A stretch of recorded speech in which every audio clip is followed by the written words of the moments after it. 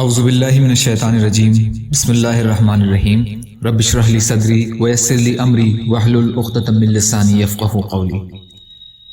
مسلمانوں کی مالی مدد کے بارے میں اللہ کے نبی صلی اللہ علیہ وسلم کی حدیثیں۔ حضرت مارور رحمۃ اللہ علیہ فرماتے ہیں کہ میری حضرت ابو ذر رضی اللہ تعالی عنہ سے مقام ربضہ میں ملاقات ہوئی۔ وہ اور ان کے غلام ایک ہی قسم کا لباس پہنے ہوئے تھے۔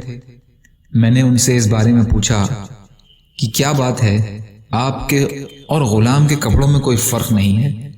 اس پر انہوں نے یہ واقعہ بیان کیا کہ ایک مرتبہ میں نے اپنے غلام کو برا بھلا کہا اور اسی سلسلے میں اس کو ماں کی غیرت دلائی۔ یہ خبر رسول اللہ صلی اللہ علیہ وسلم کو پہنچی تو آپ صلی اللہ علیہ وسلم نے فرمایا، ابو ذر، کیا تم نے اس کو ماں کی غیرت دلائی ہے؟ تم میں ابھی جاہلیت کا اثر باقی ہے۔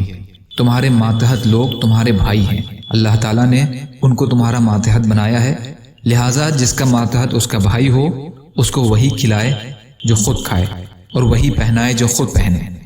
ماتحتوں سے وہ کام نہ لو جو ان پر بوجھ بن جائے، اور اگر کوئی ایسا کام لو تو ان کا ہاتھ بٹاؤ۔ بخاری۔ یا اللہ ہم سب کو کہنے سننے سے زیادہ عمل کی توفیق عطا فرما۔ یا اللہ جو مظلوم ہیں، پریشان حال ہیں، بیمار ہیں، قرض میں ہیں، بے روزگار ہیں، محتاج ہیں، آپ ان کی مدد فرمائیے۔ یا اللہ جو دنیا سے چلے گئے ان کی مغفرت فرمائیے۔ یا اللہ ہم سب کو دنیا اور آخرت کی تمام خیر عطا فرمائیے برحمتک یا ارحم الراحمین۔